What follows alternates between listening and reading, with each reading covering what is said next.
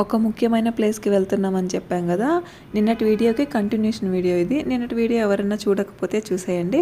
అయితే ఇప్పుడైతే టిఫిన్ తినేసి స్టార్ట్ అయిపోయాము. ఎక్కడికి వెళ్తున్నాము ఏంటి అంటే మేమైతే అరుణాచలం వచ్చాము. అరుణాచలం దగ్గర స్కందాశ్రమం ఎంతమందికి తెలుసు? రమణ మహర్షి ఆశ్రమం లోపల నుంచి ఈ స్కందాశ్రమంకి దారి ఉంటుంది. అయితే మేము రమణ మహర్షి ఆశ్రమం లోపల నుంచి స్కందాశ్రమంకి బయలుదేరాము. విఘ్నేశ్వరునికి నమస్కారం చేసుకొని అక్కడి నుంచి అయితే స్టార్ట్ అయ్యాము.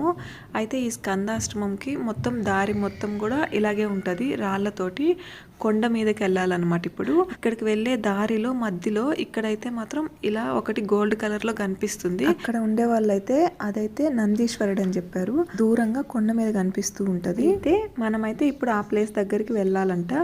అలాగే వెళ్ళే దారిలో ఇలా శిల్పాలు చెక్కుతూ కనిపిస్తారు. ఈ శిల్పాలు అయితే చాలా చక్కగా ఉంటాయి. ఇప్పుడైతే ఆల్మోస్ట్ దగ్గరికి వచ్చేసాము.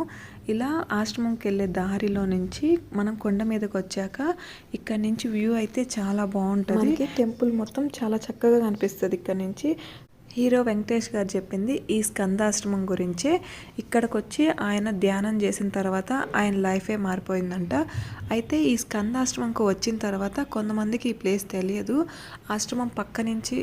ఆశ్రమంకి పక్క సైడ్ నుంచి వెళ్ళాలి.